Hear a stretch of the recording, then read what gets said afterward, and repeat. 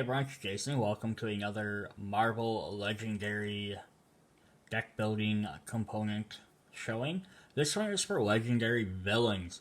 This was a thing they tried for a big set and one small expansion, where you got to play as villains instead of heroes, and you had to fight heroes instead of villains. It was a cool way to let you get some of the other cards in here. They can be, just going to kind of show you right off. We'll start with a Venom here. So they have all the exact same things. They can be used the same way. The only difference was is they changed some of the names of stuff. So instead of a mastermind, it's a commander. Instead of a master strike, it's a plot. Instead of a scheme, it's a plot twist. You have, instead of shield agents, you have Hydra characters, and then they change like allies to adversaries. Instead of heroes and villains, they changed to some of the terminology, but functionality they all work the same. Then later expansions, they started with Civil War, and then they got into the Secret Wars sets, where you had to actually fight other heroes, or you could play as the villains. They just made them all the same. They all work as heroes functionally, so they didn't have to keep messing with the terminology. This would actually be a set I would rebuy. Much like the first set, I would rebuy if they reprinted it with all the different artwork instead of all the same ones. I would rebuy this set if they just remade it and basically treated it like a regular expansion and didn't have all the different terminology. Because it'd be easier to shuffle them in with other decks instead of having to try and remember what everything's called. Alright. Anyhow, let's hop into this and we'll go into the start with all our villains for part 1, and we'll do all the heroes and everything for that we fight for part 2. So we have Venom here, Devour ability. He is part of the Sinister Six. I don't know if he was actually ever part of the Sinister Six, but they needed a way to work him in here as the Spider-Man villain. They have Symbiote Takeover. So they have Kidnap a Bystander as opposed to rescuing. Horrify the Populace. Each adversary with 4 or more gains a bystander. This is adversary instead of villain. Because you're the villains, you're fighting your adversaries. But again, if you're playing this in a regular game, you just treat the adversary as one of the villains. And then Ravenous Greed. One other difference the villain set has over the heroes is because although you're still technically playing cooperative to beat the commander, the mastermind, the main hero, good guy, is they also have cards that fight against each other. It's a lot more infighting between each other. So here we have Ultron, who has, I'm going to mispronounce this, Encephalorrhea. There's a dodge ability, which lets you, I think you can play this card to, I don't actually, honestly, I don't remember what dodge does. Again, because this set has to be mixed in with, it's odd to mix in because of the terminology. I haven't really played this one as much or used these cards as often. Ooh, trying to get my hand here better for you. Sorry about that. Alright, so that's Ultron. Army of Ultrons. So it reveals a Hydra card from your hand. This card is a tech card instead of the normal color this turn. Now, since Ultron has no team affiliation, let's try this. Let's get a few less cards in my hand and I can angle it better. Genetic Experimentation. He's got a lot of multi-tech cards.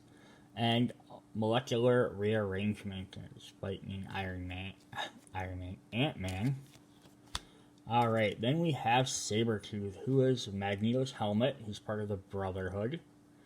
So Leap of the Tiger. Take one for the team. As it reveal the top card of your deck. If it's a Brotherhood ally, you may draw it. Otherwise, you may KO it. Stealthy Predator. and the upper hand.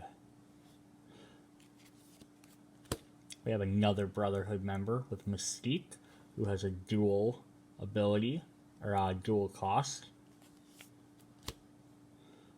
Show me your true colors. She's posing as Wolverine. Turn up the tide. And Spy Games. Another Sinister Six. We have Mysterio, Psychedelic Mist,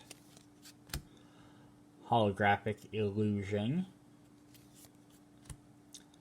False Reflection, and Shifting Decoy.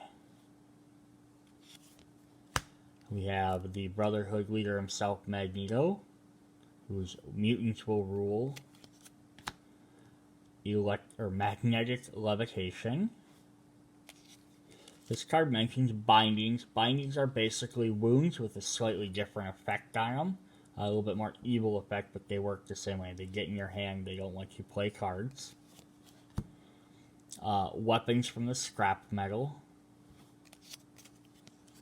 And Master of Magnetism. We're going to get the evil Loki himself here. So he's got the little Loki helm. This is Enemies of Asgard. So we have Illusionary Bindings. Got a couple more here. All humans are expendable. This one mentions a new recruit. This was actually a new card type they added. So you had your base cards, you'd have the recruit and draw, you'd have your third character, which we'll go over this set, but the original was Maria Hill. So you could buy extra cards, basic cards that weren't heroes or like named characters. New recruits were a special new type that you could buy. You put in your hand, I think you put in your hand or on the top of your deck, I don't remember which, it says on the card. And then you play them, but whenever you played them, they went away. So you could basically like, oh, I don't want to use this guy right now, I'll save him for later. But it was essentially like a reusable flunky. So it was kind of a neat thing. They added it later for the heroes in another set as a sidekick. It's always fun to kind of just have all them guys, if you're playing a big game, have options, because each one works a little differently. So you have all humans are expendable. Father of Lies. This is actually a pretty unique card. Look at the top two cards of another player's deck. Without revealing those cards, call one of them good and one of them bad. That player gets to put one of those cards into their discard pile and the other into your discard pile. So this, again, goes with the villains kind of backstabbing each other. So Loki can pick two cards, kind of try and trick the person into which one he wants to get rid of or he wants to take. So it's kind of a mean thing to do. And then he's got God of Mischief. So this is another one. Each player reveals an agent of Asgard, ally, or enemy of Asgard, not agent of Asgard, enemy allied, or reveals their hand. So basically, if other people bought maybe Loki or whoever you have, it could be helpful. For each player that revealed their hand, you may swap a card from the hand with a card from the layer at the same cost. So basically, you could, hey, I like that card. You could put their card down, on the thing to buy and then give them that. Or you could help them out by, hey, you have a crappy 2-cost card. Let me get you the 6-cost card instead. So it's all depending on how good or mean you want to be. Another Sinister Six, we have the Green Goblin with Goblin Glider. We have Pumpkin Bombs, Unstable Kidnapper, and he again has a lot of bystander cards, and Experimental Goblin Serum. Now we have the Big Man Juggernaut, Brotherhood character, Crimson Gem of Sidorak, Size Matters. Get +1 for each other card you played that turn. It costs 4 or more, so basically it's more powerful if you play bigger cards, which all his pretty much are. Runaway Train, And Unstoppable Force. Choose one. Each player KOs 2 cards from their hand, or each player KOs 2 cards from the discard pile. Then you get +1 attack for each non-gray ally KO this card. So again, it's a villain thing. He's like, hey, I can get super strong, but you're basically making every other player suffer one way or the other. So now we have Kingpin. He's one of the crime syndicate characters. There's only a couple of these. There's not even enough to make an entire team, even after all these sets. I wish they'd release more villain cards, whether they make another actual villain expansion and use all these terminologies, or they just add it into the regular one. But he'll also get lots of these new recruits, because it's basically mobsters gaining mobs, like punks off the street to help him out. So he's got Pull the Strings, Recruitment Day, Import Illegal Weapons, and Endless Underlings. And you can see all 4 of his cards along in some form or another to gain more new recruits. Enemy of Asgard, we have Enchantress, who has Enchant the Senses, Soul Sacrifice, Irresistible Bribe, and Unyielding Anguish.